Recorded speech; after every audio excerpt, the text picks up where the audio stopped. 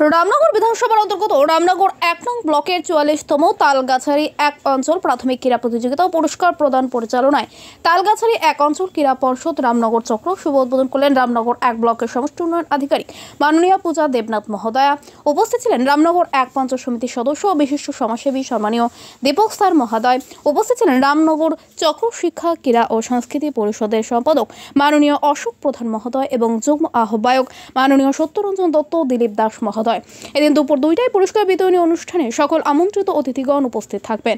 এদিন রামনগরের ভূমিপুত্র দীপক স্যার বলেন, ছাত্রছাত্রী ও অভিভাবকদের উদ্দেশ্যে বলেন, পড়াশোনার সাথে খেলাধুলা মন দিতে হবে এবং শিক্ষার সাথে ভালো মানুষ তৈরি হতে হবে। এবং অভিভাবকদের উদ্দেশ্যে বলেন, ছাত্রছাত্রীদের ফাস্টফুড ও জাঙ্ক ফুড থেকে দূরত্ব রাখার জন্য, কারণ ডায়াবেটিস রোগ ছড়িয়ে পড়ছে চারিদিকে। দীপক স্যার বলেন, এবারের স্টেট লেভেল খেলার ফাইনাল রামনগর বিধানসভার মধ্যে হচ্ছে, তাই তিনি আশাবাদী রামনগর বিধানসভা ছাত্রছাত্রীদের মধ্যে ফাইনালে এগিয়ে যাওয়ার অনেকটা আশাবাদী রয়েছেন তিনি। ক্যামেরায় মিলন প্রতিশোধে রামনগর থেকে মাখন মণ্ডলের রিপোর্ট, আর নিউজ বাংলা।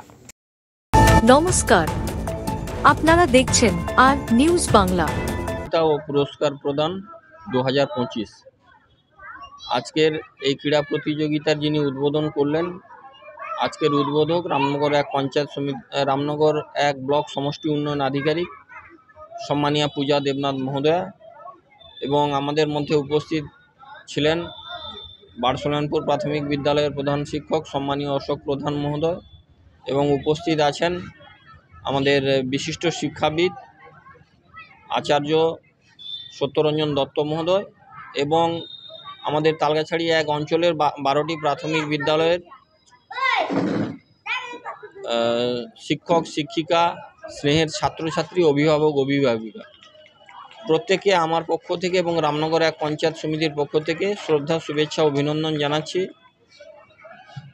আমি স্কুলের ছাত্রছাত্রীদের কাছে আহ্বান জানাবো, তোমরা পড়াশোনার সাথে সাথে ভালো মনের মানুষ হয়ে ওঠার স্বপ্ন দেখো, এবং বাবা মা সবাইকে অসংখ্য ধন্যবাদ। আজকে তালগাছাড়ি ১ অঞ্চলের যে ১২টা স্কুল নিয়ে যে অঞ্চলের যে ক্রীড়া প্রতিযোগিতা, সেখানে দেখছি সব কচিকাঁচা খুদে সব বাচ্চারা সব সুন্দর লাইন দিয়ে দাঁড়িয়ে গেছে। মায়েরা বাবারা সব একদম সুন্দর বাচ্চাদের নিয়ে চলে এসেছে। আমার আবার সেই ছোটোবেলার স্কুলের কথা মনে পড়ে গেল। এই স্পোর্টস থাকলে হচ্ছে সকালবেলা ডিম, পাউরুটি, কলা, কমলা লেবু এসব দেওয়া হতো। আপনারাও দিচ্ছেন তো এইসব? অঞ্চল ভিত্তিক প্রতিযোগিতা হচ্ছে, এরপরে সার্কেল ভিত্তিক হবে, তারপরে যেমন প্রত্যেকটা স্টেপ বাই স্টেপ। তো খুবই ভালো লাগছে, কারণ এখন তো খেলাধুলো আস্তে আস্তে প্রায় উঠেই যাচ্ছে, মানে মাঠে বিশেষ করে খেলাটা, বাইরে আউটডোর গেমটা অনেকটা কমে গেছে। এখন বাচ্চারা অনেক বেশি মোবাইল ভিডিও গেমে আসক্ত হয়ে পড়ছে, তাতে তাদের মানে শারীরিকভাবে বিভিন্ন সমস্যার সম্মুখীন হচ্ছে। সবচেয়ে বড় কথা হচ্ছে তাদের মানে কনসেন্ট্রেশন, মনোসংযোগ সেটাতেও ব্যাঘাত ঘটছে। তো এই জিনিসগুলো সত্যিই ভালো উদ্যোগ, ভালো লাগছে বাচ্চারা সকালবেলা খেলাধুলা করছে। আমাদেরকে সহযোগিতার হাত প্রসারিত করেন, তার জন্য আমরা কৃতজ্ঞতার কাছে। কতটা আশাবাদী স্টেট লেভেলে আপনাদের সার্কেল থেকে?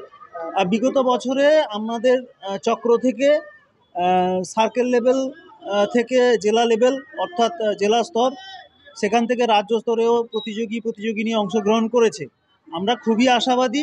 সবচেয়ে বড় আনন্দের ব্যাপার হচ্ছে এবারে জেলা খেলা আমাদের ব্লকের মধ্যেই হচ্ছে, অর্থাৎ দীঘা বিদ্যাভবনের মাঠে। আমরা খুবই আশাবাদী যাতে আমাদের চক্র থেকে ম্যাক্সিমাম স্টুডেন্ট অংশগ্রহণ করে। তার জন্য প্রত্যেক প্রতিযোগিনীকে আমি শুভ কামনা জানাই, শুভেচ্ছা জানাই, এবং আমরা খুবই আশাবাদী আমাদের এখান থেকে অনেক প্রতিযোগী জেলা খেলায় অংশগ্রহণ করবে। আমার নাম অশোক প্রধান, আমি এই চক্র পরিষদ যে আছে তার সম্পাদক।